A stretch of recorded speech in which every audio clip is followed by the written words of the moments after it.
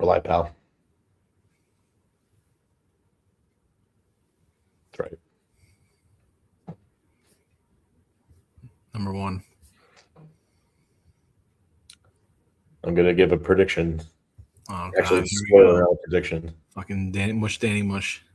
Knicks in 4 Oh, against Philly. why would you say that? Knicks in 7 versus Pistons. Knicks in 7 versus Spurs. Okay, Spurs aren't even make it out of the first round. Okay, Out of we'll this see. next round. We'll see. Well, why don't we get right into it? All right, welcome everybody to the newest edition of the Card Foundation podcast. I'm your host, Danny Tancredi, along with our other host, Johnny Tancredi. This is episode 273. As always, be sure to be subscribed. New episodes drop every single week, Apple, Spotify, wherever you download your favorite podcast. Do not miss an update on all the newest episodes. We get any 5-star reviews? As I check Spotify to see. We did. Look. Oh, okay. We did get a review 6 days ago from Big Shot D Fuller. Okay. 5-star review titled CFP for Life. Yep. Even with a man short, Danny and Johnny always deliver with a banger. You guys are awesome. We appreciate every episode. Keep them coming. When it comes to wrestling cards, don't get caught lugging. That's it. That's Appreciate you, Mr. Fuller. Thank you so much. Ryan Vox, welcome to the chat. See you here. This is our live episode this week for the Patreon members. So hopefully we get some funny interactions in the chat tonight, as we usually do. So sign up to the Patreon, patreon.com/CardFoundationPod. Get access to our exclusive Facebook group. As Johnny mentioned last week, the group's popping off. A lot of good conversations and discussions and whatnot within the group. So definitely don't be late. Sign up. We're on social media. We're on X, Instagram, and TikTok at Card Foundation Pod.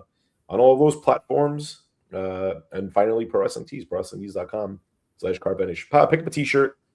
They're all still available. So check it out today. As Johnny takes a sip of some beautiful coffee. Can't beat it. All right. Well, let's get into a little bit of the question of the week. This is kind of like a hybrid question of the week. I stole it from our Facebook group. So a little cheap plug for the group and a little plug for Patreon member Tom Floyd. So Tom Floyd was bored today and posted in our group asking everybody to post their wrestling card hot takes. So figured you and I would share ours. So what's your wrestling card hot take? Well, I joined that conversation, was in the comments, and gave my hot take. And I think it's probably number one at this point. The thing that's going to kill collectability and would ultimately damage the hobby the most are secondary market pricing from big retailers. So that's your Dave & Adams, your Steel City, your Blowout, and then your local card shops. I think they're doing an awful job of pricing out product from what Topps and Fanatics is releasing it at. Now, we're never certain as to know what that price even is, right? So I'll use Royalty as an example because Royalty is fresh on everybody's minds and everyone knows the pricing out there. Royalty gets released $7.50 a box, which I'm going to talk about later when we dive more into the Royalty recap. And I go into my local card shop over the weekend. Hey, how's it going? How much is Royalty? $1,500. That is a 100% markup, double the price. And I left and did not buy it. And I'm going to discuss why in a bit. I didn't buy it, but it's frustrating to see products sit on shelves. Things are too highly priced. The retailers are always so quick to raise the price to get that extra dollar, and then are always hesitant to lower the price when the market says lower it. Our LCS, they still have boxes up of Panini sitting on their shelves. Impeccable, immaculate, very high-end products that cost hundreds of dollars, and they're never going to move because that's not what the market wants right now.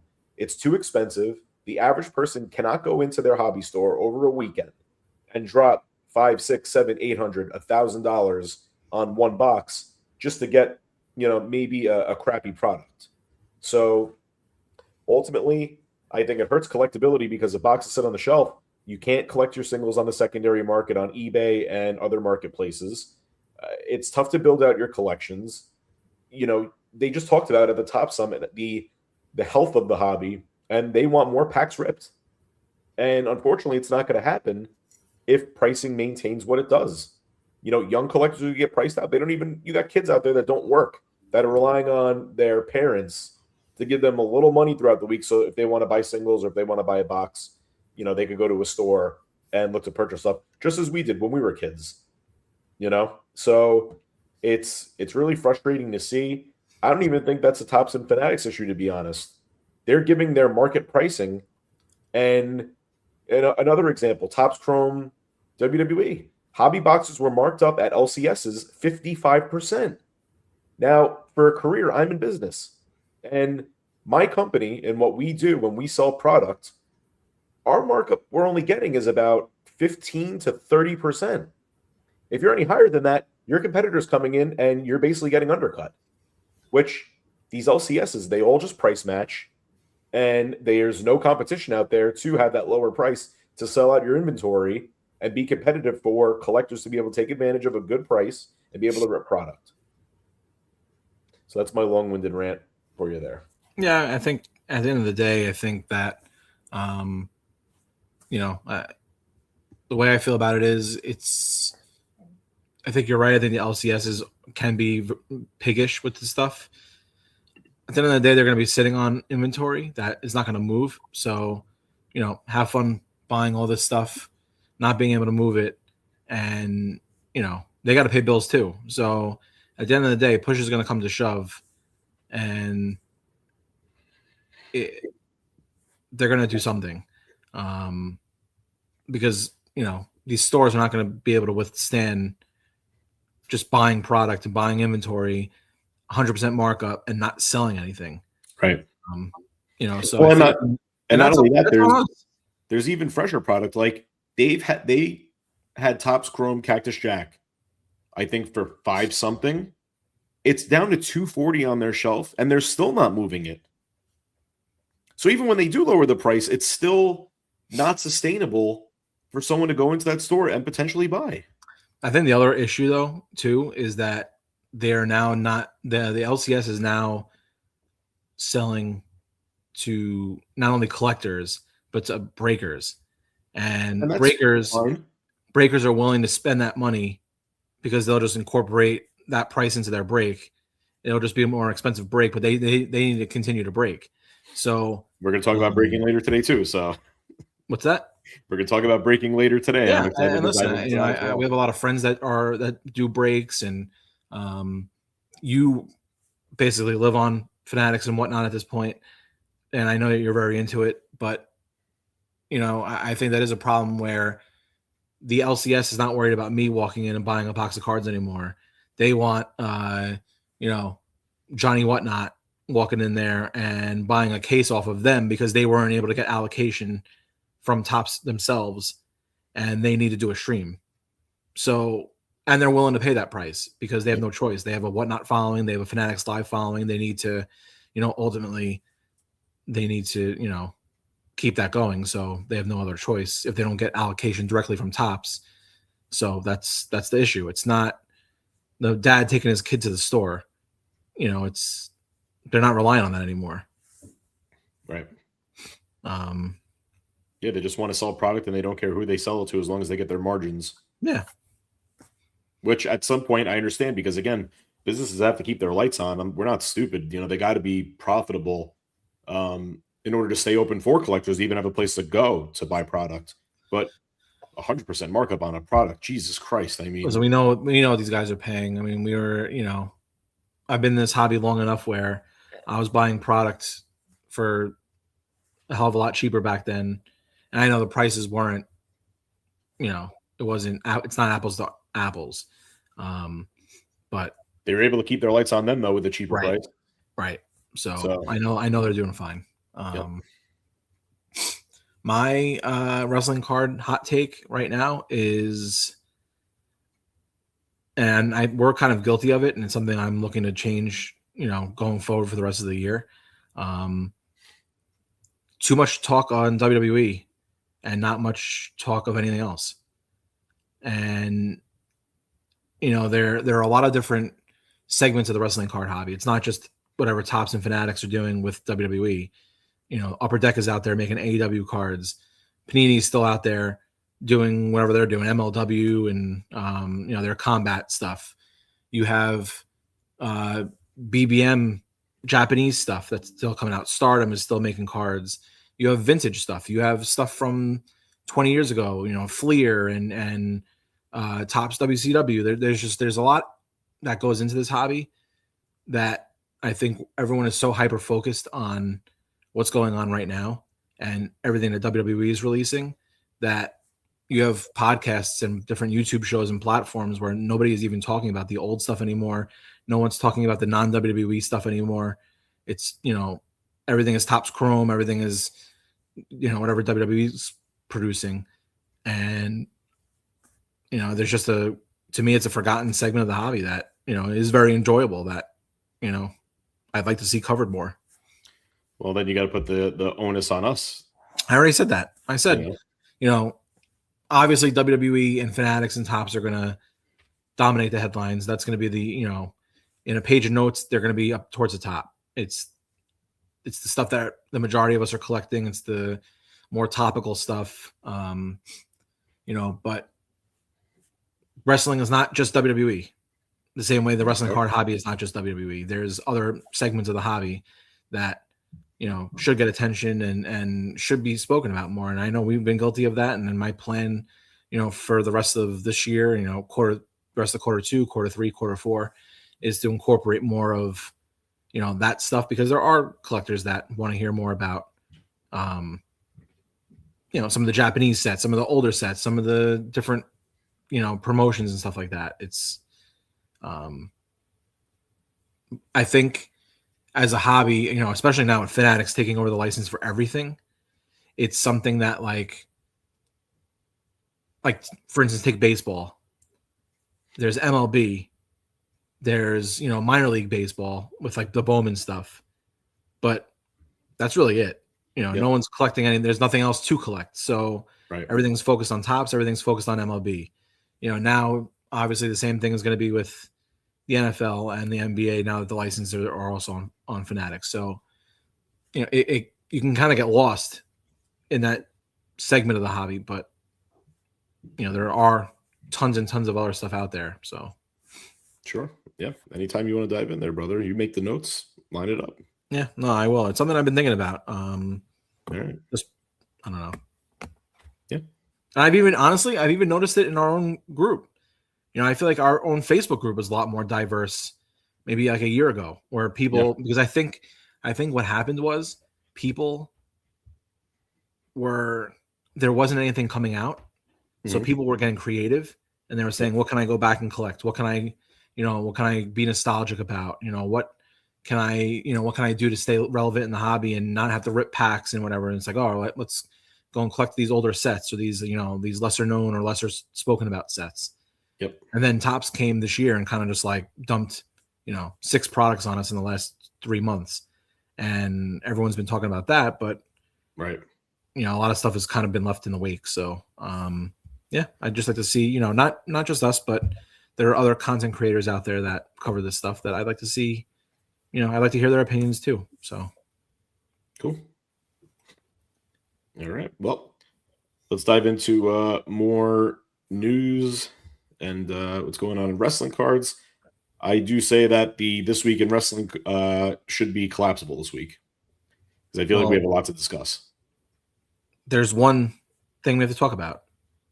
So then let's do it. Backlash. Did you see that Danhausen video? Was so funny. It is. Of him. Yeah, you sent it to me. That was so good. Backlash. Yeah, so this weekend is Backlash. Saturday, I think it's May 9th, 8 p.m. or no, 6 p.m. I think Eastern. 25 matches. So far, that's the only match. Those are the only matches. There might be something else added, maybe on SmackDown or Backlash. But those are the only matches that I saw so far. So we'll start with Mr. Danhausen himself and a mystery partner versus The Miz and Kit Wilson. I mean, Danhausen's probably going to win. He won the first round. He's probably going to win again. Yeah. Well, it depends who the mystery partner is. If it's someone that could screw him over, then Right. I can see a little swerve ski coming. But Right. yeah, I'm going to go Danhausen. Who do you think it should be? Miz and Kit Wilson. No. Who do you think the mystery the partner? should be? I have no idea where they're going with it. You know who I thought of? Who? Cardona. I could see that. He's got a relationship with Danhausen because of all the major stuff that they've always done with him. Yep. He's got everything going on with the Miz. You know, his relationship with the Miz. That'd be kind of cool to see Cardona get into it. Yeah. And he's always ready, so. Ryan, if it's Cena, I swear I'm never gonna watch wrestling again. Because this motherfucker just retired 4 months ago. Yeah. I do not want to see him anywhere near a ring other than with a microphone announcing, the future location of a WrestleMania. Apparently, it was someone that loves money. That's. Well, Danhausen loves money. He loves human money. Yeah, right. So. What else? Next up, we got should be a banger: Io Sky versus Asuka. I'm going Io. Time to get Io back on track. I'll go Asuka. Okay. Any particular reason, or just that's what you're feeling? No. Right. I'm watching NXT right now, doing a little prospecting, and I'm watching. I see Evil on my screen right now. Yeah. That is Mr. Io Sky. That's right. Well, Evil's got to be how old? He's not even a prospect. Well, he's a prospect in the sense of what WWE considers a prospect. Right. But it was actually his choice to start in NXT. He wanted to start there. Oh. Yeah. All right. More about Evil later. I got a funny thing to mention when we talk about Creator Pro. Seth Rollins versus Braun Breaker. This is a tough one. I mean, just because I'm a Braun fan, I'm going Braun. Yeah, let's go Braun. I feel like Braun needs it more.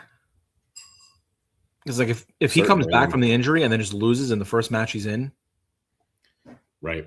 I don't know how great that looks. So yeah, I'll go Braun. I don't think it would be the sake of like keeping this thing going. Right. But then you're having Seth continuously lose. I know it's tough. He just lost to Gunther. So unless you just said it, unless they just do no clean finish and like Gunther comes out and like attacks Rollins or something, they try setting up SummerSlam. Right. Yeah. Trick Williams versus Sami Zayn in the rematch for the U.S. title. Trick retains first defense. I think so. Yeah. It's too soon. Probably easiest pick of the night. And then last but not least, Roman Reigns versus Jacob Fatu for the WWE title. Well, it certainly gets interesting with the TKO rumors. I'm going Roman, but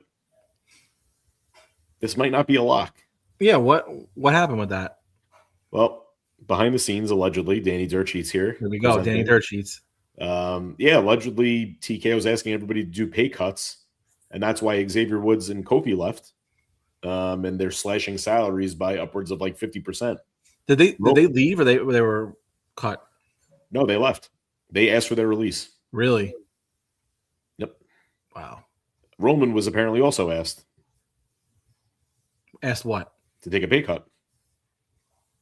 So he said, I'm sorry? What is wrong with them? Well, apparently Roman's not happy and he was removed from all June dates. Now, the other rumor going around was he wasn't even going to be in Saudi Arabia anyway for June. So they figured might as well just leave him off TV because he's not going to be in a storyline for the Saudi Arabia show. Wow. So until further notice, I'm only acknowledging Jalen Brunson. Of course. Yep. What are you doing, man? You give the guy the keys to the kingdom. You don't. I don't know. I don't. I'm not happy when people get cut and people get lose their jobs, but like, I think that might be a situation where you say you maybe cut one or two people instead of asking Roman to take less money. They're going to work out a deal. Could you imagine Roman Reigns stepping foot in AEW? Oh, It'll never happen. The Samoan dynasty, they're loyal through and through to WWE. yeah. There's they'd get involved. Yep. I did it for The Rock. Or Vince is making a call and saying, figure this shit out. Right. I think Vince is laughing I think because I think he's like, no one did it better than me. I will say, I don't miss creative under Vince, but I miss the business under Vince. Tickets were cheaper, more affordable. It's Wouldn't too have let corporate now. stuff like this under his watch go. And now it's all about the dollar, which I mean it was with Vince. He had a board to but stocks and there were expensive shows and then there were cheaper shows. You can go to a house show if you wanted to spend $50 and go see live wrestling, at the Nassau Coliseum or whatever, or the Garden, and it was all still affordable. Or you can go to WrestleMania and spend a couple $100 or whatever and make a weekend out of it. But you weren't like selling your firstborn son and leveraging, putting a lien on your house in order to just go to WrestleMania. I mean, yeah, it's insane what they ask of people now, and for what, for the same recycled kind of stuff we've been seeing. I mean, I don't know. Well, not only that, but the leading board of TKO, which features Ari Emanuel and Nick Khan, their salaries year over year have skyrocketed. They've made anywhere from 10 to 25, 30 million each over the past year because of the TKO success. Yeah, but let's take. They don't mind paying themselves more, but Right. when it comes to the talent, let's Right. cut their salary in half. I that's would been have a problem. loved to have been a secret person on the phone with whoever made that call to Roman Reigns saying, "We need to discuss your salary." Well, it probably came from Nick Khan. I would be. Oh my god, I would Triple H. love to have heard that. Yeah. Not only that, but his cousin's on the fucking board of directors. The Rock had no problem wearing a $3.3 million watch to the Met Gala. He's doing okay, it looks I like. did see that. They said like that was like the entire roster of NXT's salary on his wrist. Yep. Which, I mean, he made his money, though, in a majority of the movie. I have no problem with what The Rock has done. That's a different story, but anyway, anyway. Hey, listen, Ryan makes a good point. Like, if this continues to happen, problem on the set. I get where Johnny was about to go, though. if this continues to happen, this could create a very interesting time where, like look at even like, Kofi and what's his name? Woods. And Xavier Woods, they could now pop up in AEW, and maybe now we get them versus the Young Bucks, and we get, that tag division becomes a little bit more fun. Yeah. So You just got, if you're Tony Khan, you got to make it work. You got to seamlessly make it work, and TNA is going to probably be involved looking for talent. So, right. All right. All right. Well, let's get into some wrestling card news, and kicking it off with another week and another Topps release. We got WWE Chrome Sapphire coming out on Friday, May 8th, 12 p.m. Eastern on Topps.com via EQL. Are you going for it? Yeah. And I'm glad they're listening about EQL because, quite frankly, there's no other way to get product. I actually just lost the EQL drop for royalty on Fanatics website last Friday. That's probably for the best. No, it wasn't. And I'll explain why when we talk about royalty. I have a lot to say about royalty. Okay, here we go. Now it's in your mark. No. Oh, I'm going to call it as it is. I have an obligation to our listeners of the show to call every product like I see it, and you'll see why. Anyway, where was the original thought? Where were we going with this? EQL. EQL. I'll probably not get selected, but I got to give it a shot again. Yeah, I was gonna do a full checklist breakdown this week, but you wanted to do you wanted to go different directions. So next week we'll do the full Sapphire breakdown. We'll talk about the inserts, the checklist, a review. We'll do the whole thing next week. So that'll be next week's Card Corner. Yeah, it should be an interesting one. Yeah. Well, next up is royalties. So let's get into it. What did you think of royalties released last week, and have you hit anything big? Yeah, I've hit some nice cards in breaks that I dove into. I did not open a box. I was taking the shot at the 750 price, and again scoffed at the 1500 that the secondary market was asking for. Look, the early sales are not lying. If you bought a box at the 750 price, you probably did good. I mean, there is a lot of fluff in the product with crappy names, but at the same time, it seems like each box has one banger card or banger name, and the pricing is going pretty high on the secondary market. With that said, if you bought a box at 1500, my goodness, you are not coming close to getting your money back. And I'm having a problem on social media seeing big card accounts talking about the 1500 price being okay. So let me grab my phone and read a quote, which anyone could see on Twitter. So you can find the account. You could go look. I have no idea what you're about to show them. No, I'm going to read it. And part of the quote was, I wanted to rip a box at 750. Heck, even the current secondary market price of 1500, this isn't a terrible deal. I mean, it's not for me, but a serious number of boxes will still produce positive value, and I foresee it going up from there. If you think 1500 isn't a terrible deal without doing the research on what stuff is actually selling for, you're shilling out for tops. 100%. And I took notes. I broke down a box or 4 boxes from a case, and let's talk about the numbers real quick. So box 1 of the case break, and again, all cases are different, all pricing is different, but this is what the current market is saying. Kalani out of 99, Seth Rollins auto relic, Tiffany auto to 99, Farouk auto, Bronson Reed auto to 99, a Charlotte relic to 99, a Cena relic numbered out of 10, a Jada out of 99 relic, a Charlotte to 25 base, and a Dragon Lee booklet. I took the actual sales of what's out there already, which there's not much. These cards are not moving on the secondary market yet on eBay. I think a big reason why is because people haven't gotten them from their breaks yet. So sales are very limited. But you could compare talent to talent. Like you could take a Farouk auto and compare it to Honky Tonk Man, DDP, other legends to come up with the price that I came up with. The big hit of the box was the TIFF to 99, which sold for $240. There's a Seth Auto Relic Redemption that's about to sell for at least $2 on eBay. Cena stuff is going through the roof, selling for hundreds. I estimated that out of 10 relic to be a $400 card. All in all, that box, which was a solid one for the names that got hit. I mean, Charlotte, Cena, Tiffany, Seth, probably will make around $1,250. So great if you got it at $750, but you're still down $250 if you bought it at $1,500. Let's look at another box. Box 2.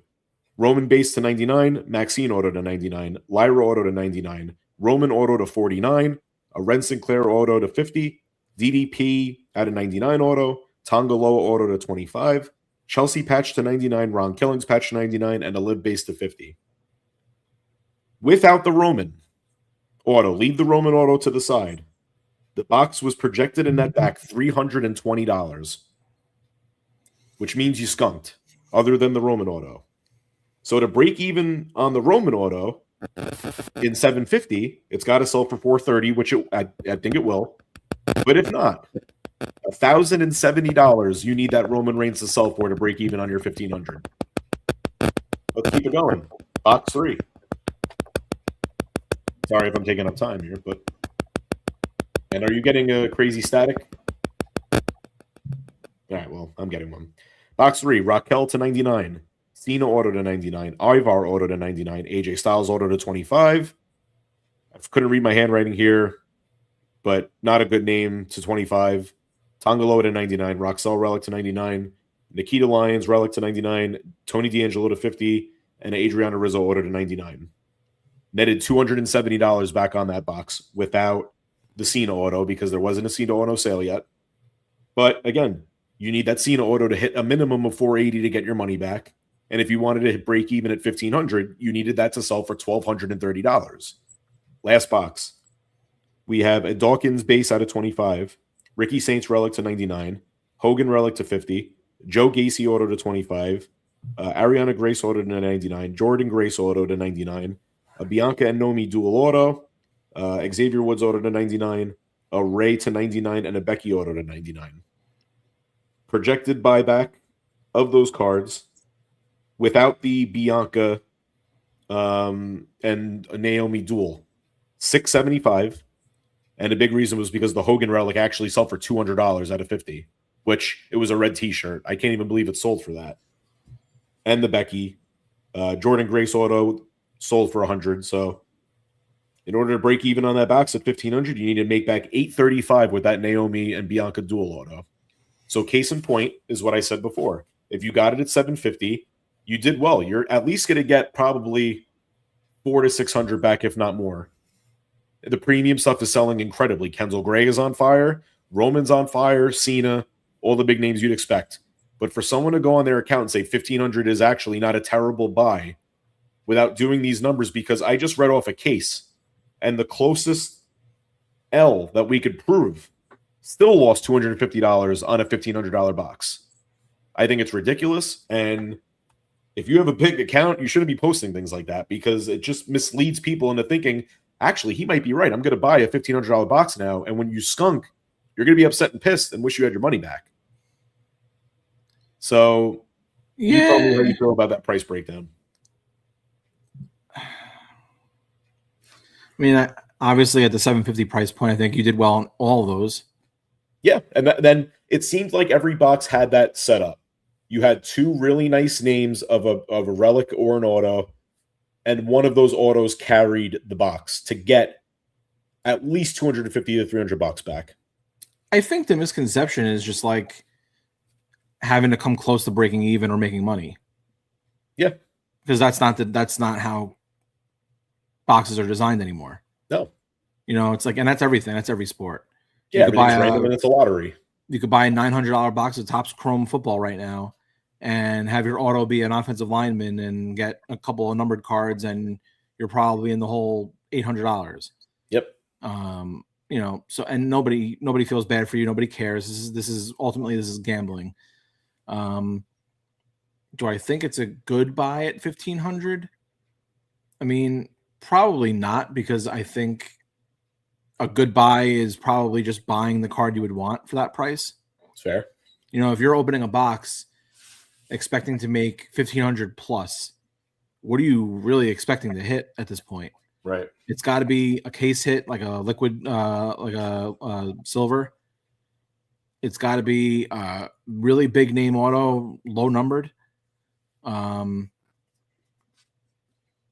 mean, other than that, like, if I opened the box of royalty and I'm just like, I want to get like a Roman auto, maybe like a nice like Cena patch or whatever. Like, if that's the case, just go buy those. Yeah, because you're taking a huge risk for now not much of a payoff. Now I also built my own box with confirmed sales.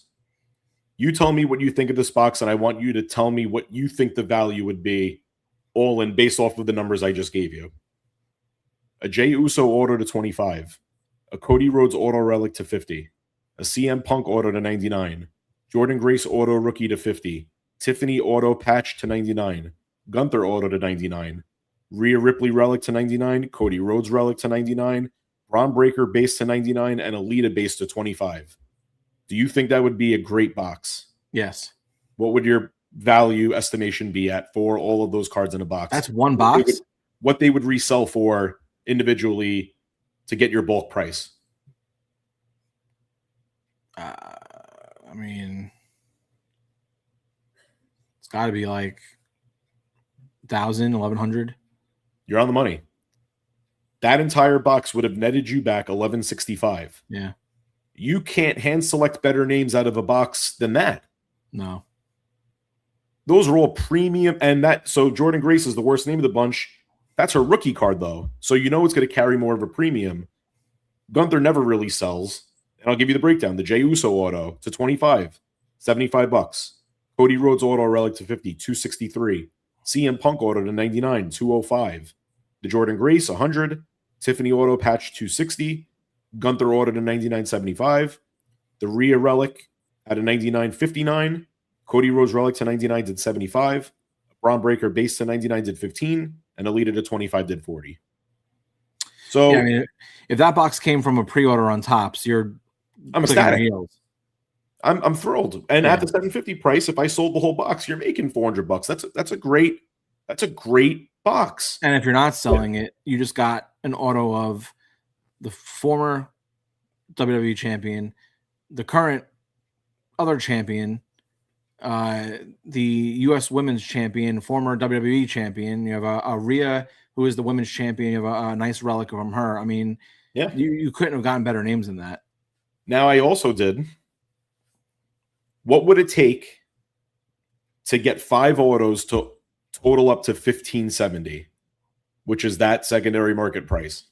Here's what you would have needed to hit: a Hogan auto to 25, an Obafemi auto to 99, an Alexa Bliss auto to 99, a Trish auto to 25, and a Tiffany auto to 99. Hogan did 500, Oba did 350, Bliss did 300, Trish did 180, Tiffany did 240. And there's no box out there that has all those in that. Now, of course not. There are boxes again. There are cards selling for 500 and 1,000 plus. If you hit a Kendall Gray, you just hit gold, literal gold. If you hit a liquid gold from the product, you just hit actual gold. Yeah. So I'm not stupid to also think that you can't pull that $1,000 card and all of a sudden it's all magic. But the cases I watched, those were few and far between. So this is why I think ultimately, and for the value, $750 works for me. And I'm fine with that. I understand that the hobby for every sport needs premium products and they need affordable products. Because there's people that do want to chase higher end premium hits, on card, great names, legends, stars of today. You want all that. I think $750 in today's day and age actually isn't outrageous for a box. But $1,500 for this? No, thank you. I think it's a horrible buy. I wouldn't recommend people do it. Let your singles pricing come down over the next month, which we know it will, just as it does for every product. Sales are going to be hot right away. They'll still maintain for the bigger names, but lesser names you're going to get much less a month, 2 or 3 from now, just as we saw with Chrome. And overall, I think the set is nice. I was upset with a lot of the relics. It looked like black napkins on a whole bunch of the relics. When they put a premium relic in it, like Charlotte has a lot of nice relics. There's a bunch of names that have awesome relics out of this. But a good amount of them are just a plain black or white shirt and not used from anything.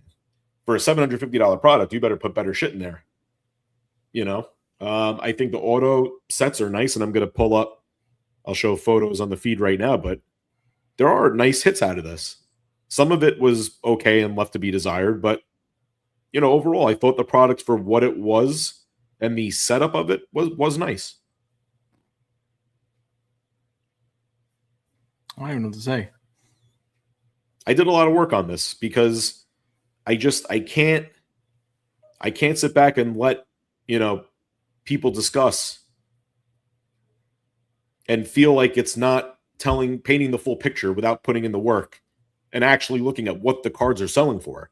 Because at the end of the day, you could pay $5,000 for a box. If the cards aren't coming close to that, it's a shit buy.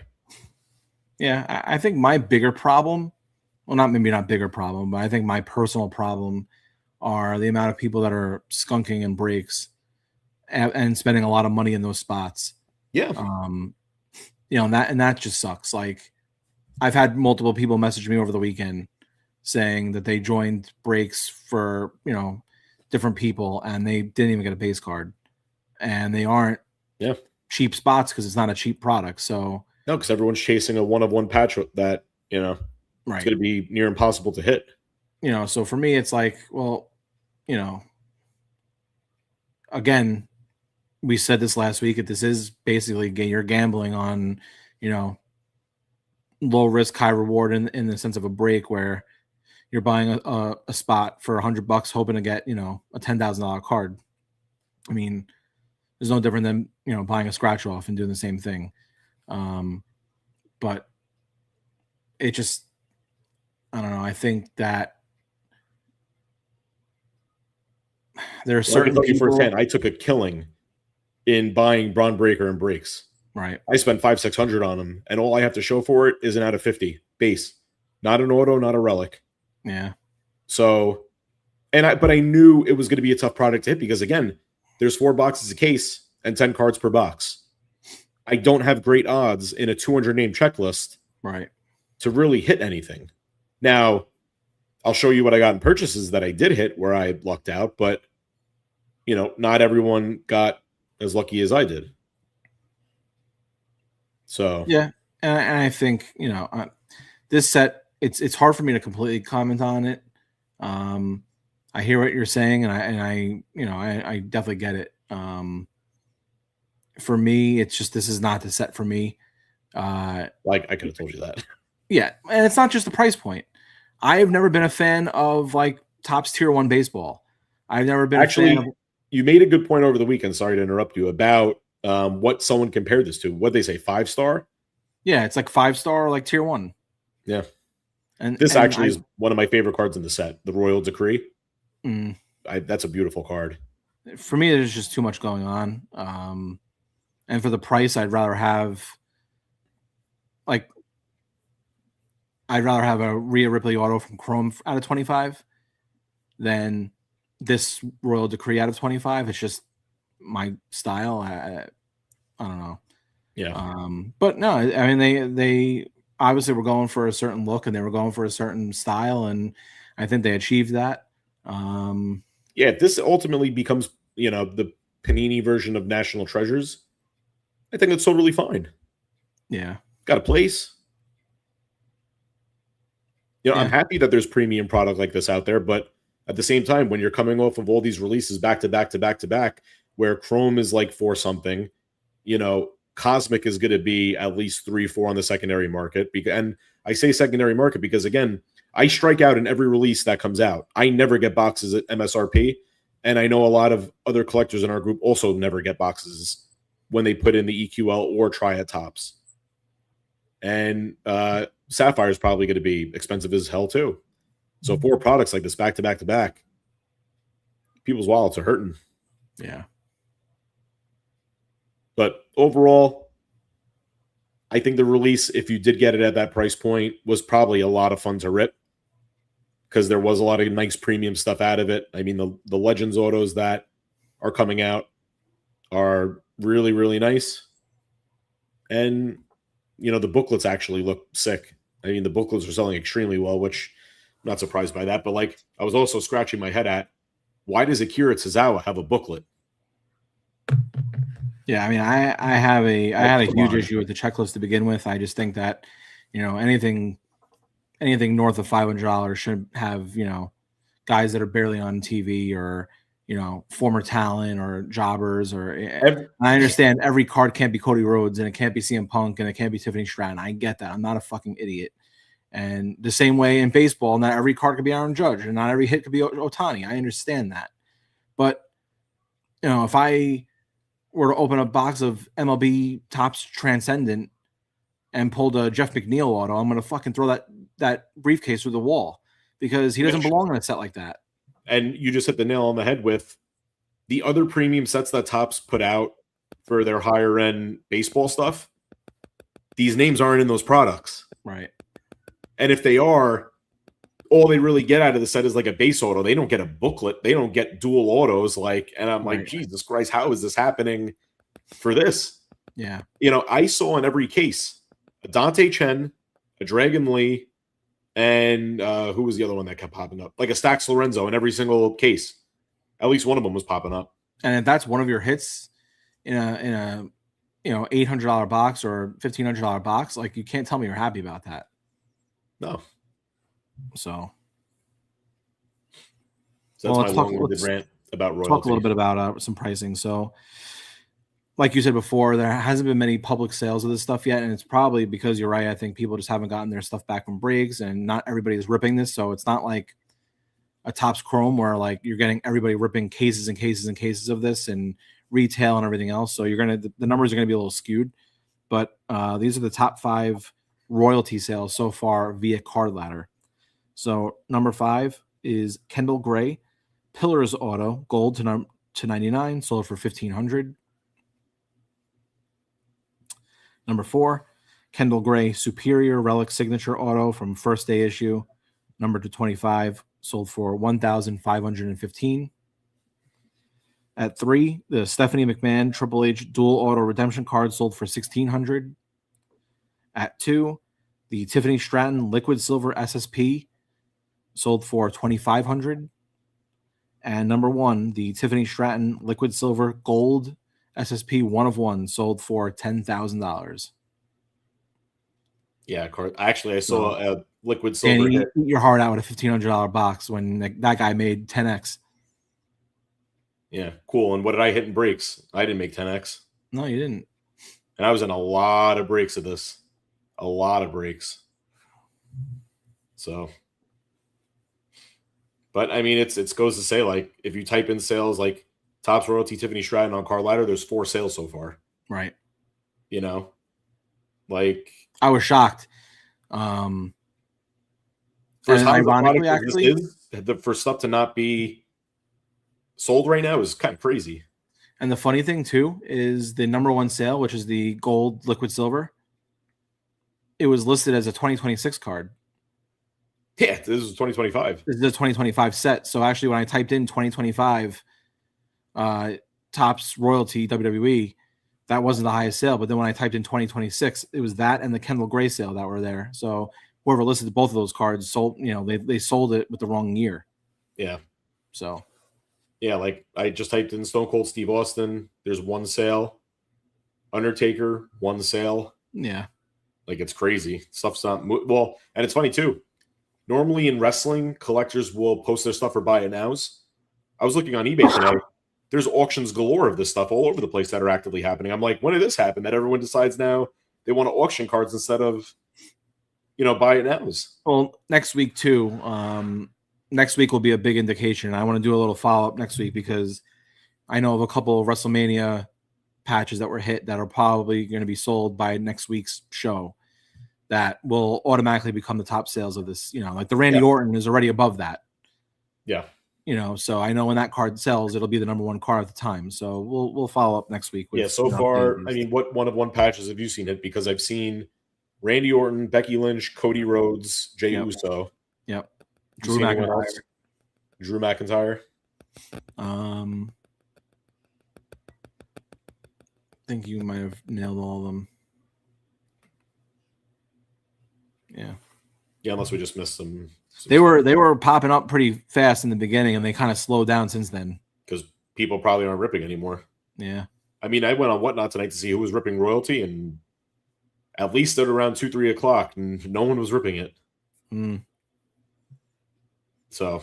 Yeah, I mean, listen, it's a tough sell when, especially when I want to get like, the Julia spot's a couple $100, and what can I get out of it?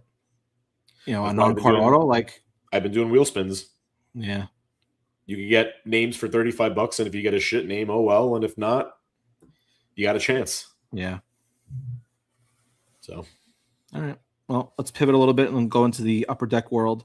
So Upper Deck actually had 2 AEW releases last week. They released a Mystico New Arrivals card, as well as their latest match-dated moment set for Dynasty. And that featured Kevin Knight, Tekla, John Moxley, MJF. The blue parallel is Darby Allin, and the gold parallel is the Young Bucks. So, and obviously you can get parallel versions with that, numbered versions with that. In the match day and moment set, I believe the auto was Tekla. Good That you auto could name. pull. And then obviously Mystico, you could pull an auto as well. So, Yep. and then we should be about a month away from the next Upper Deck AEW release. I believe that's going to be Flagship. Yep. So we'll have more on that. Obviously, as it gets closer, we should have a checklist for that though, probably like 2 or 3 weeks. So we'll definitely talk about that. And then before we get into purchases, I wanted to talk about Creative Pro. So Danny and I were at the Creative Pro Wrestling show last Friday. It was a monumental moment live from Long Island, New York. It was my first time at that venue. I forget what it was. What's that place called? Sports Time or All Sports? All Sports? Yeah. Melville, New York. Melville, New York. Show was packed. It was. We waited online just to get in for 45 minutes just to get into the building. Yeah. And I gotta say it was a pretty cool venue. Once we got in, I love the way it's set up with all the different wrestlers selling their merch all around, the perimeter of the building. They had cool little food set up in a separate room. They had meet and greets going on. Then they have the ring, obviously, general admission. I was very cool. It was my first Creative Pro show in quite a while, actually. So it was. I thought it was a great show, and the match quality honestly was awesome, and the fans were unbelievable. Yep. I mean, that place got loud for a lot of matches. Yeah. Before we get into the card set, because I know you want to talk about that. The matches were great. Obviously, I think everyone was really excited to potentially see Nick Nemeth versus MJF. That was the match that was kind of billed on the card in the beginning, when the show was announced. I think everyone's kind of heard of all the drama going on with TNA and AEW, where this match was no longer allowed to happen. But both talent ended up staying on the show. MJF ended up fighting Max Caster, and Nick Nemeth was in the main event against Bear Bronson. So, I mean, to be able to see a guy like MJF wrestle in a little sports arena with a couple hundred people, at this point in his career, I mean, he was the champion, he's a movie star, and honestly, I remember saying this to you in the middle of the show. I was like, he doesn't have to do this shit. He did a full-on meet and greet before the show, photos and autographs for with fans. He wrestled in the show, did a whole promo during the show. Even we saw him after the show. We were talking to people, and we just saw him kind of hanging out and taking pictures with people and stuff. He doesn't have to do this shit anymore. No. But he continues to give back to Creative Pro, which, in his own words, he admitted was the promotion that made him who he is. And, obviously Brian trained him and everything. So I thought we had a lot of fun, a lot of great talent in that Creative Pro roster. That Fatal 4-Way for the belt was probably my favorite match of the night. Yep. So what'd you think of the card? Yeah, it was great. I mean, I think my favorite match was the opener, the tag team match of the Shooter Boys versus interesting. BSK and Bryce Donovan. I mean, they put on a banger, the title switched hands, and the crowd went absolutely. They went nuts. Yeah. I'm telling you, a big reason why I got this card set is for the Shooter Boys. I think they're going to be big-time wrestlers in a couple of years. Athletic, young, good moveset. They're like vintage old style, like actual shoot wrestlers. So, yeah, it was cool to see. And great seeing everybody, as we always do. Tommy Sapienza, I saw, Mike Frias, Jeff Montalvo. So, always good running into those guys and getting to shoot the shit a little bit. Johnny Clash, also, I don't know if you talked to him, but no, I was a little bit. While you were waiting to meet Nick Nemeth for the 1,000th time, I was holding our seats down because there were no more seats left. and I couldn't walk around, so I couldn't say hello to Clash. I couldn't say hello to anybody. Well, Nick Nemeth's line was out the door. I mean, I'm not surprised. So, yeah, but about the card set. So as I have on the screen here, they were charging $40 a set. I believe 75 sets were made. 27 card set, all cap talent, and including the commissioner, Brian Myers. He had a card, and then there was a match, like the match card. Right. So, yeah, I mean, you never know. Like, that's the thing about indie sets. You never know who's going to develop into something, and all of a sudden that, $40 set you just bought turns into crazy amount one day. The only thing I will say is I think Brian, we got to do a little better job of the packaging there. So it was the card set in a team bag. So like if I want to resell the set, all I got to do is tape it in a team bag, and it's it's never opened. So, but yeah, a lot of good names. I mean, it's always good to invest in cap cards now, just because look at all the cap stars that ended up, taking part in major promotions. I mean, Chris Statlander, MJF, Max Caster, and even some of the newer talent like Aaron Rourke is the Evolve champion. Yep. And he's a WWE ID. So he had a card in this set, I believe. Donovan. Yep. Bryce Donovan is also a WWE ID. So like you never know who's going to pop up in which promotion. So, it's good to dive into. Yeah. And I know a lot of our friends actually were getting the card signed. So I know like Frias and Jeff Montalvo, they're big Creative Pro guys. They're in the front row in every show. Yep. And they get all the different, they get all their card sets signed. I know Frias has done the Major Pod, the FWF Live card sets. He's gotten all those done. As soon as the cap set was announced, I knew he'd be in on that. And I saw the two of them walking around getting autographs and stuff on their cards. So that's what's cool about it is like, you could talk all you want about WWE and all that shit and like TKO and whatever else and the fan experience, but like it felt good for the first time in a long time to like go to a kind of like a local indie show and like just sit in a folding chair and watch some good wrestling matches and eat a $3 hot pretzel and talk to some friends and like I don't know, it's been a while for me, so it was fun. Yeah. All right. Yeah. I believe the only last bit is before we get into our card corner is purchases. You pick up anything? This week I don't think I did. Actually, that was a card that I was looking to pick up and I missed it being on here. Obafemi Gold from Chrome. Hey yo! Oh, you're going big game hunting. I want I don't know. I don't even, before I get fucking roasted for another set. I'll talk about that another time. But yeah, no, I don't know. I really didn't pick up anything this week. It's been a busy week. This Sunday is not only Mother's Day, but it's my daughter's second birthday. So I've been running around getting everything ready for Mother's Day, getting ready for her birthday and gifts and all that stuff. So I get the double punch this year with her birthday and Mother's Day being on the same day. So, but yeah, that's about it for me. Yeah, I've just been getting into breaks. Still breaking Topps Chrome Royalty. I got into. I hit 4 cards. I would say were pretty good bangers this week. So I'll dive into it and show you some photos here. Pictures.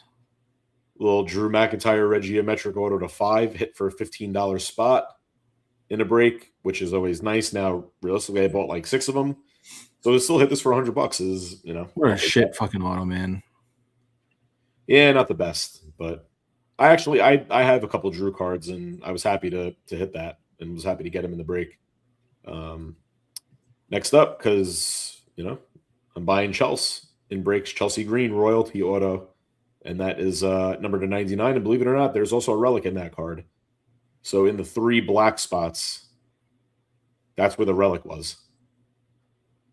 Which doesn't really do a great job of showing that it's an actual relic card. But, I already gave my piece about royalty and what I thought of the, the relics there. Luckily, got a little Tiffy time. Tiffy Auto to 99. And this is actually one of the designs I do like. The pillars, so I was definitely happy to hit that. And I actually, all of these I won on wheel spins except for the Chelsea. Chelsea, I actually bought into the break to hit that card. That's a cool looking card. The pillars. Yeah, no, I think it's really nice. It was that's one of really my nice. favorites that I've been seeing, and the parallels are nice. I also like Yeah. that the gold is at a 99. So for affordability, if you just like the card and it looks nice in gold, then it should be no problem being able to That's pick a very nice card. Yeah. for on card. UPC. And then the ultimate banger, I would say. Da-da-da-da-da-da. Oh, hell yeah. The Coronation Stone Cold Auto number to 25. That's sick. I hit this in another wheel spin, I think for $40. Wow.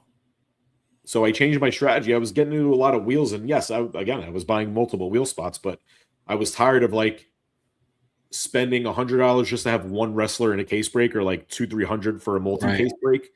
Instead, I'm like, let me do wheel spins, get 5 or 6 names, and now I have better chances to actually hit a card instead of not.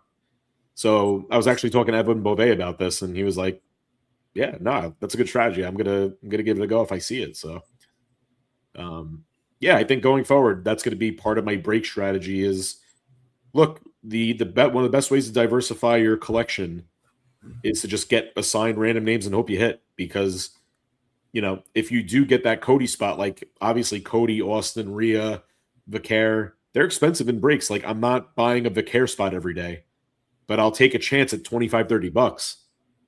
And if I get a bad name, I get a bad name. But if I hit a good name, which I've had good luck lately hitting, like Tiffany's name in wheels, Stone Cold. I hit a Cody on a wheel that unfortunately I didn't hit anything in the break, but still it's worth a shot. Buy low and pray to God. That's it for me.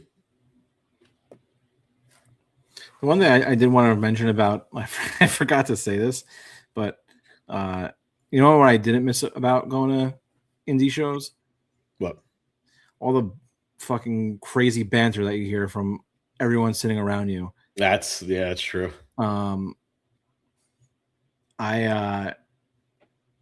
were 2 kids sitting next to me that were like, I don't know what they were doing. I think they were like going through the NXT roster, like person by person, and talking about like who are good like investments and stuff. And the one kid was just like, yeah, and that new guy Evil, he fucking sucks.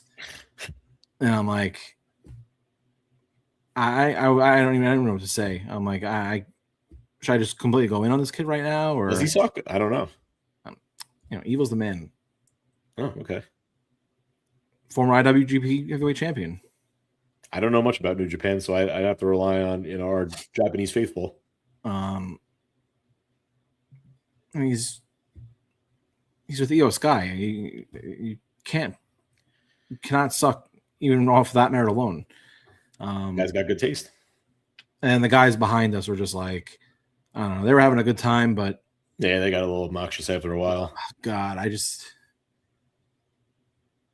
don't know. Maybe there's a reason why I don't go to a lot of live wrestling, because they made a couple of Steve Weisers before they showed up, because I think one of them ended up passing out behind us. I don't miss that, like, those random fucking chants every 5 minutes. I didn't like it 10 years ago, and I don't know. You don't like it now? No, I don't.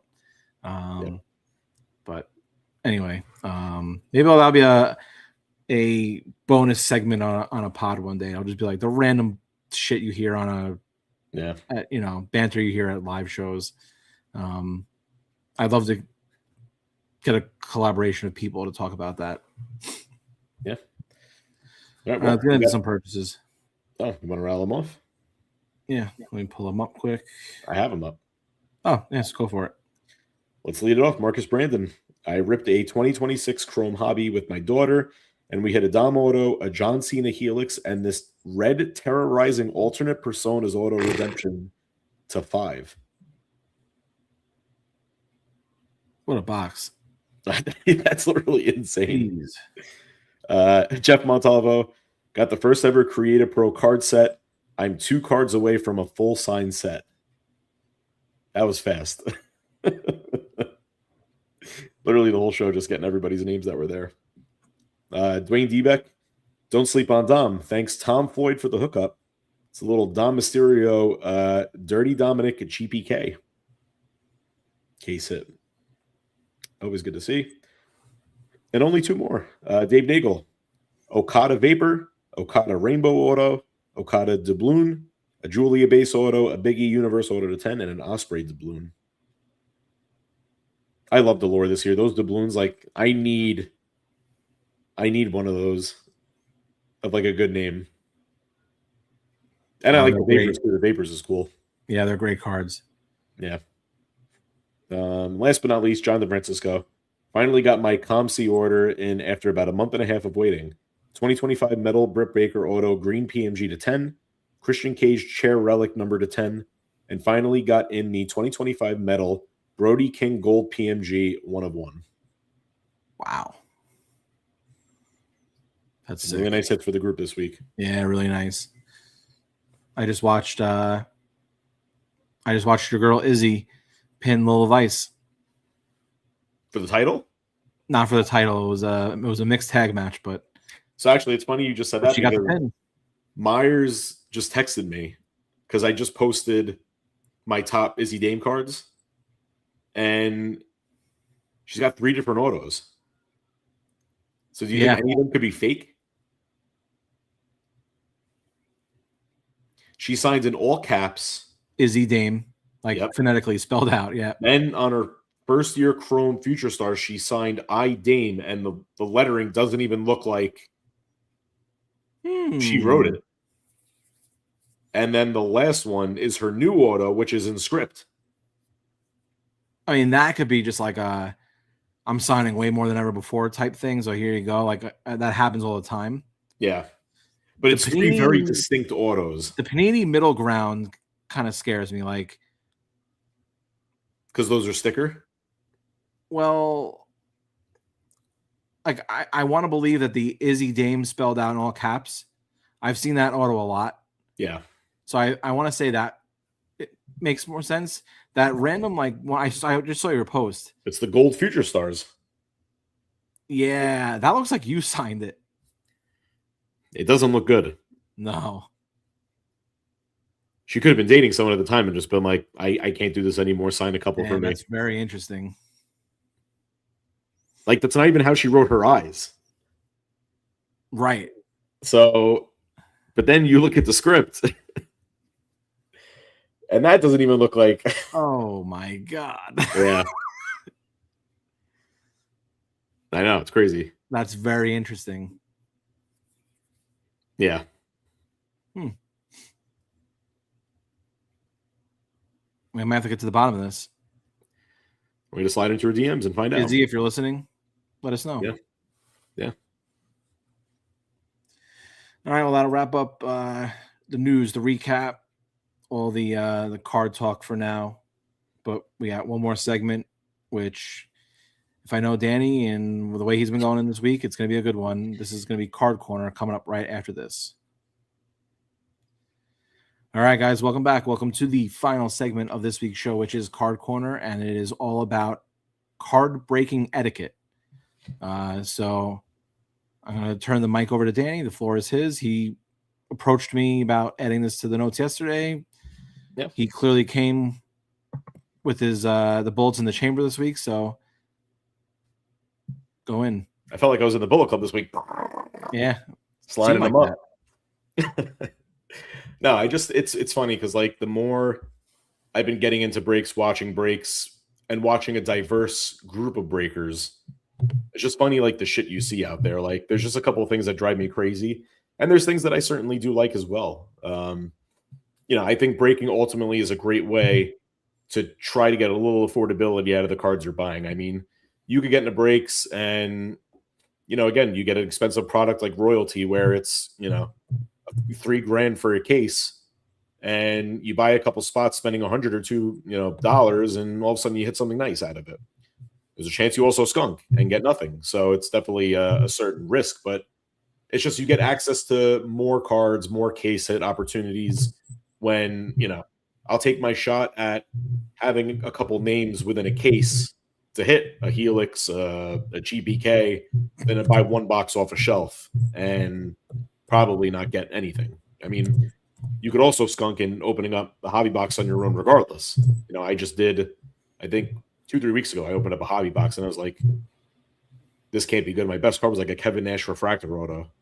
So ultimately, everything is a gamble regardless. But I do think case breaks is a nice way for people to build out their PCs. Maybe you like wrestling and you only like a name or two that you want to invest in. Maybe you're just a Stone Cold guy. Go have fun in all your breaks and buy all the Stone Cold spots you want. I mean, we see it with like friend of the show, Adam Gelman, buying all the Becky Lynch spots. That's his PC. That's his girl. He's going to buy up all the spots and not have to rip open product if he doesn't want to. So certainly an importance there. A couple things I can't stand, and I'll ask you as well what you think. Breakers getting names wrong is like, that drives me crazy. And I understand all these break companies and people that do break, they might not be wrestling fans and they just have to break it because they need people to break a product. But don't sound like an idiot and not even know how to like really read at the end of the day. Like I keep seeing people saying Nia Jax. That's probably one of the easiest names to say. Like, how do you not know it would phonetically sound like Nia Jax? Right. And there's so many other names like that you see over and over again just get butchered. I think if you're in the card space and you're ripping a product in particular, know the people, know the names. I mean, and yes, there are tough names out there. Like if you see, give me an example of like Lyra Valkyria or Lyra Valkyria. See, even like it's going to happen sometimes where, you butcher that, but there's names like that all day long that are still hard. But I mean, there's easy names that like know your names, because then if people ask questions about certain names and you can't provide feedback, I just think that makes you look not as great as like a breaker. I also noticed that there was a breaker over the weekend that was pumping people having the chance to hit debut or the WrestleMania patches, and they were already pulled. I had a big problem with that, because now you're misleading buyers into buying a spot that you're saying, he was saying over and over again, oh, here we go, guys, dollar auction, Randy Orton spot, hit the WrestleMania patch, and it was already pulled. Yep. So now someone's thinking, oh shit, I'm going to go for it. I'm going to spend $200 on the spot and hope that it's in this case, but it's not. I think to some degree, the people that are ripping and breaking wrestling cards, you have to have some responsibility of like also knowing what's out there. And I get it's tough because not everyone's on social media and there's not a lot of accounts that report on what's being hit. I mean, we certainly know a few that we recommend everyone follow just to be able to get, a good amount of wrestling card news on X or Instagram or whatever you want to follow. I mean, there's podcasts for this. We're certainly one of them that, if you're listening, thank you for obviously, believing in us and our expertise. But yeah, it's like you can't be false advertising cards and breaks that are out there that don't even exist anymore or that you can't get. I don't think that's right ethically. And again, I don't think it came from a malicious place, but at the same time, it's like, come on, dude. Like, I knew, and then someone actually commented because for the third time he said a name, it was like, oh, Cody Rhodes debut or WrestleMania patch. And someone actually said, like, no, it was hit already. And he was like, oh, my bad. I didn't know it was hit. So, like, and you're altering your price. And I want to ask you, because I do see this often, do you think, knowing that Randy WrestleMania patch is hit, and let's say for a case of royalty, the ask is $150, should that price go lower? Yes. For what you're charging in the break? Yep. Okay. For only this product, though. Right. Not necessarily the other product. This is the one of one. Right. And then at that point, like, obviously you can still hit nice stuff with Randy Orton in the product. Right. It's like with Chrome, just because, you've seen a Helix or a GPK or whatever hit doesn't mean you can't get those, in other things. Even if a one of one was hit, you could still get other things that, it shouldn't be lowered that dramatically. But right. This is the chase card for that set. So, like, yeah, kinda like, yeah, it should be lowered because that's the card ultimately everybody is chasing. And then once it's gone, should it be lowered, $50? Probably not. But, maybe 25, $30 just because it's not a premium spot anymore. Right. So yeah, like I see certain people maintaining that spot, like Vicaire, certainly, like, she's one of the 8 girls right now, so maybe you don't alter that spot that much. But like Drew McIntyre, if you're putting a premium on his card because he has a WrestleMania patch and it gets hit, like you can't charge $100 for that spot anymore. It's probably like a $40 spot then. I mean, it's also, I think it's up to the people in the break to just be, educated on what they're opening and what they're ripping and collecting, because at the end of the day, like, maybe I'm a breaker and I didn't see that the Randy Orton card was hit. Now it's up to the chat to be like, would you take an offer on that spot? The WrestleMania patch was hit yesterday. Yeah. Oh shit. Okay. I didn't even see that. All right. Yeah. I'll I would do that. Yeah. Because there's also going to be, not everything is public knowledge. Stephanie Vicaire, does she have does Steph Vicaire have one? No, she doesn't, right? She had a Raw debut. She's gonna have it next year because this was her first Mania. Right. Okay, so we'll take the Raw debut patch, for instance. Yeah. If someone could have hit that card already and it's stashed away in a private collection. That's true, yeah. And that's it. So it, ultimately we don't know if it's still available or still able to be hit. Just not every card's gonna be public. Yep. And we see that in other sports all the time. I mean, how many people are still talking about the Luka Doncic, one-of-one, the black 1-of-1 from Prism his rookie year, or and Steph Curry's 1-of-1, Steph Curry Superfractor from his rookie year? Like, yep. Could those cards still be in boxes? They could be. They could also be in a private collector's private collection in Asia somewhere that we're never going to see the light of day, and you're never going to see that card, and it is what it is. People are still going to rip that stuff because they're trying to chase it. Yep. So, yeah, I think the first thing you said about, the names and stuff like that, I don't break with people that they don't know what they're talking about. And it goes with everything. If I were to go on a Topps Chrome basketball break and someone was like, oh, here's a Joel Embiid, I'd be like, all right, I'm out. Yeah. Like, you got to know the names, know the checklist, know who's good, know who's not good, know the good spots, know the top cards. Like, this is your job. Right. Whether it's your career, I don't care. You're in a public forum, doing breaks, selling cards. Know your shit. Yeah. That's your responsibility. Yeah. So, that's a huge turnoff for me. But it's expected now, I think, just because wrestling is one of the hotter things right now. So we are going to see everybody diving into wrestling cards. I saw accounts on Whatnot that I've never even seen speak about wrestling before, getting into wrestling breaks. So that's the nature of the beast. Quick question. We're going to decide what's match true rookie. Are we talking Cardona? Because if we're talking the Broski, I think it's that 2007 Heritage Zack Ryder. But two other things that I noticed that drives me nuts. I think it's the 07 Heritage is Cardona's rookie. But yeah, another thing I noticed, like breakers screaming about the paying of spots and like the price that they're at. So like they'll just start yelling, chat, this is a $50 spot. This can't go for 15. And then every single day that spot sells for 15. Well, it's not a $50 spot. It's a $15 spot. Right. And you just won't change your price to reflect that every day you're getting it for 15 or 10 or 20. And you don't want to come off that $50 mark. Like, right. I think that's one of the most annoying things to hear breakers complaining about. This is a $100 spot and then it sells for 25. Well, I mean, shit, if I was a breaker, I could put a Stephanie Vicaire spot for $1,000 and say, this is a $1,000 spot. And then act all pissy when it sells for, $100. Meanwhile, that's probably what it is. I mean, it's the same people that are typically breaking over and over again in wrestling. Like, we know the prices offhand once they're established. Like, I'll give an example. Like, Fallon Henley.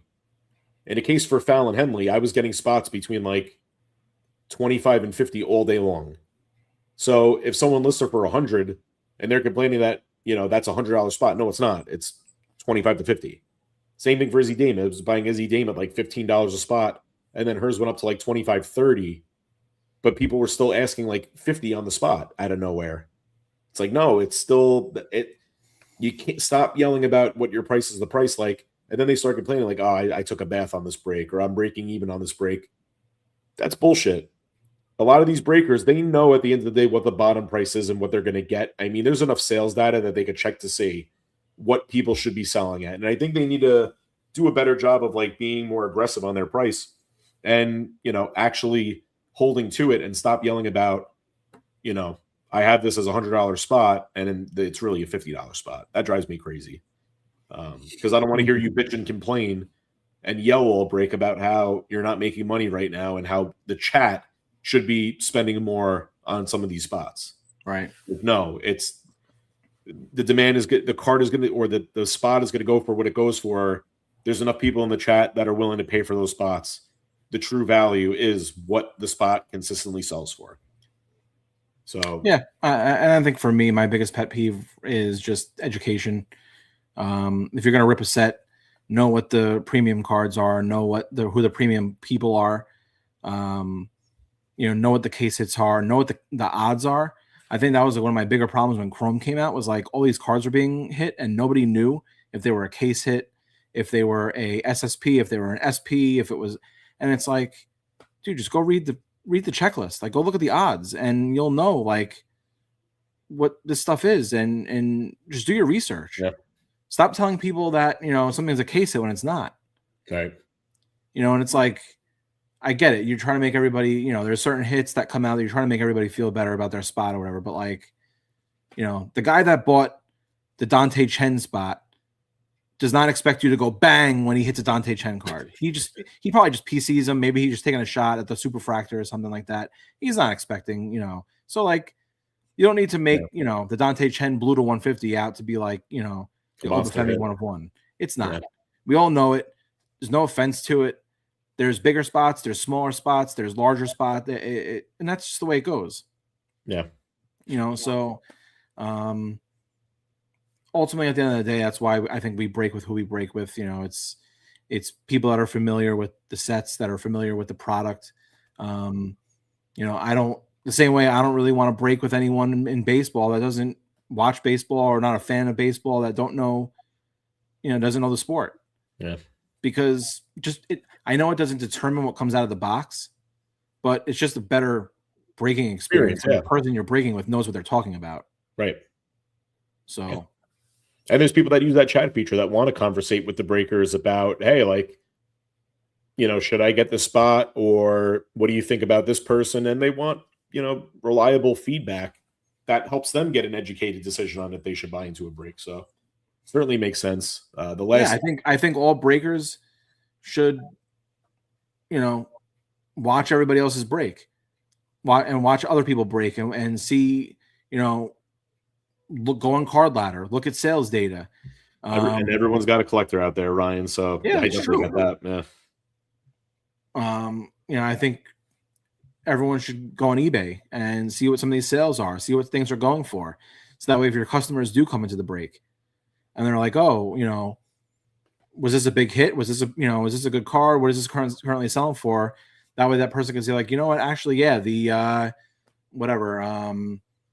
the base GBKs are all selling for around this price, even if you get a smaller name, or like, like Obafemi's, numbered stuff sells for this. Like, well, I stopped buying Randy Orton Chrome spots because routinely they were going for at least 100, 125.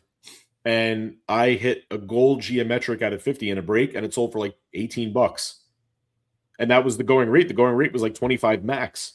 So I'm like, odds are I'm not going to hit a better card than a gold to 50 Randy Orton. And if it sells for that, like, I probably shouldn't be buying the spot. So what I've been doing lately is just looking to see what certain people sell for, and then say, okay, if I hit an auto out of this break, like, I broke even. If I hit a nice out of 25 or 50, I got 80% of my money back, I'll take a funny. chance on that person. Randy is probably a bigger name than he is a hobby name. Of course. So I think honestly, so is John Cena, and so is like Seth Rollins. Yeah, Gunther. There's a lot Yeah. more like that. You know, it's like, and that's the thing. That's where I think people can get into trouble, where they don't know what they're doing and they're just going into a wrestling break because they want to try to capitalize on a market, or they want to, try to make some money and hit big or get in and get out, because they'll see a name like Seth Rollins who's all over, NFL TV, ESPN.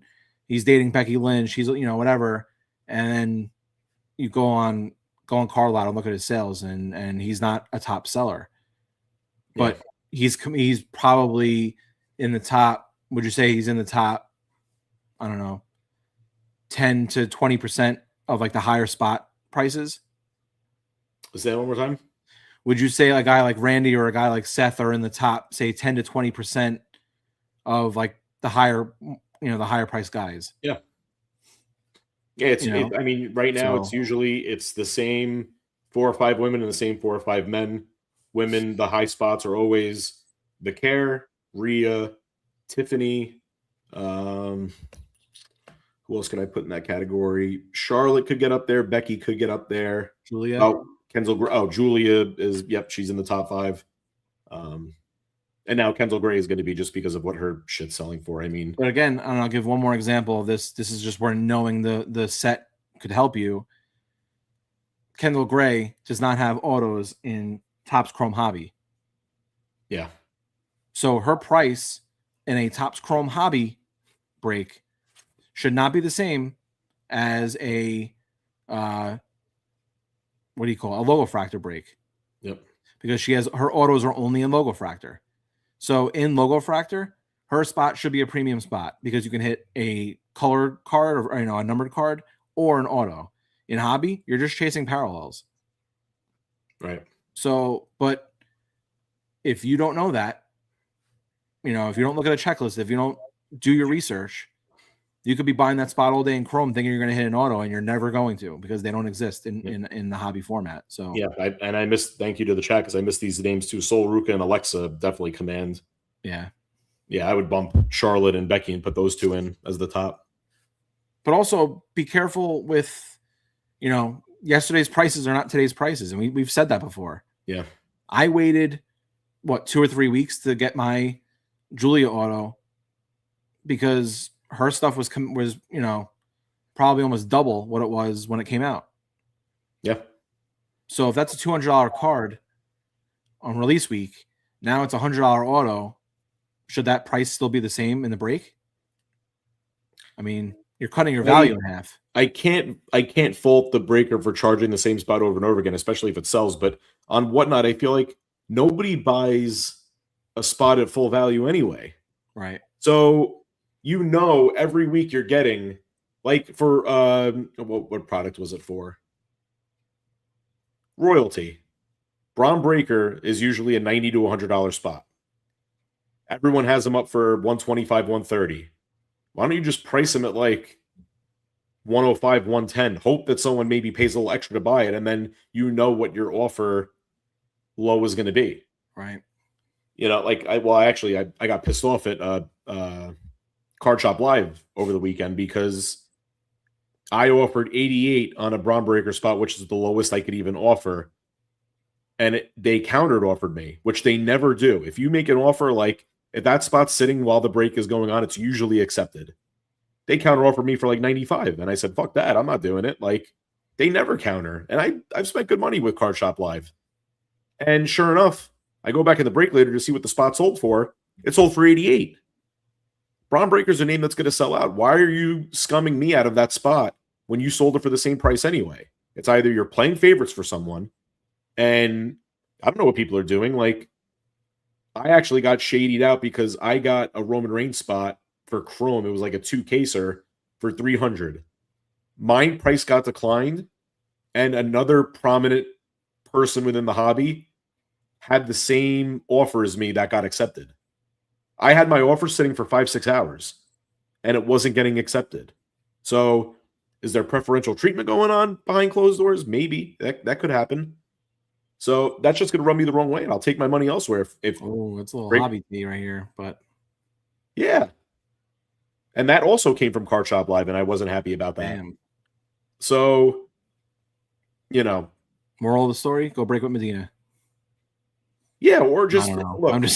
I'm just kidding, but not that I'm not kidding about Medina. Go break with him, but No, yeah, but Medina and his turnaround times in shipping, immaculate. He's a guy that I always root for and hope that he's super successful doing this because yeah, he's one of the better good brothers in the hobby, and Yep. he's not out there to try to make big dollars off of people. Like, he's reasonable. You can negotiate with him, and he sells his spots at what he can. So, Yep. But yeah, definitely trust your breakers, get to know them, because honestly, like, that shit with Card Shop Live, 2 instances, it pisses me off and rubs me the wrong way, and it's like, all right, well, I'll just go find someone else to break with. And especially if you're not hitting from a breaker over and over again, I think it's tough after a while to be like, I'm gonna keep breaking with this guy, even though they have no control over what's coming out of the boxes. Of course. That just becomes icing on the cake when you feel like you get wronged.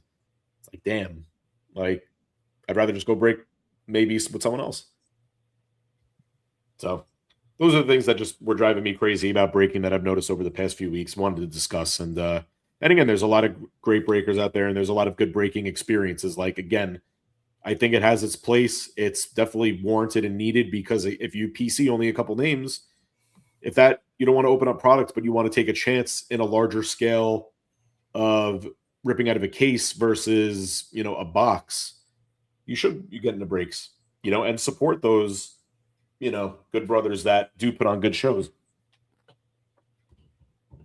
It's like plugging my charger here before it dies. Well said. Yep. So why don't you take us out? Well, that was episode number 273 of the Card Foundation podcast. Make sure to follow us on social media. We're on Instagram at Card Foundation Pod, on Twitter or X at Card Found Pod. Danny has been upping the social media game. We're also on TikTok at Card Foundation Pod. He's been working very hard on his TikToks and his videos and his content, and he's making graphics, and he's taking pictures of his collection for the first time in 4 years. And, he's really, putting in an effort on the social media front. So make sure to give us a follow, share as much as you can. He's been getting a lot of good feedback on his graphics. So, make sure to let him know. We're on Apple Podcasts, Spotify, Google, Amazon, wherever you get your favorite podcasts each and every week. Patreon.com/Card Foundation Pod if you want to support us a little bit further. Join the Facebook group where we have conversations like this all day long, talking about, wrestling card hobby, hot takes, and people are posting buy, sell, trade. People are posting, different news and stuff. It's kind of where we go first before we obviously record anything, or, throughout the week. That's where we're going to talk about this stuff, is the group. So if you want to interact, that's where we are. ProWrestlingTees.com/Card Foundation Pod if you want to pick up a t-shirt. And that'll wrap it up for this week. Thank you to everybody in the comments this week that interacted. Shout out to Ryan. Shout out got a couple of Johnny Espinoza, some of the good brothers in here that were in this week. Next week will be episode 274, regularly scheduled. We will talk about Backlash. We'll talk about Danny's Backlash in the hobby. We'll talk about. I'm sure people are gonna cover my neck on social media. No, I'm excited to watch you get eviscerated for once. I'm just gonna go on record and say I feel like my takes were pretty spot on. I mean, the sentiment about royalty from our group aligns with what I was thinking, so I don't think the group is gonna get me. No, I don't think so either. Next week we'll talk about Backlash. We'll talk about Sapphire. Will Danny get a box? Tune in next week to find out. Good luck to everybody that's going to be going for a Sapphire in the EQL. I hope everybody that wants it gets it. Enjoy Backlash this weekend. Enjoy AEW this week. Backlash. And next week we'll be back right here to talk about it all. All right. When it comes to wrestling cards, are the best there is. Best there was. And the best there ever will be. Oh, hell yeah. Thanks, guys.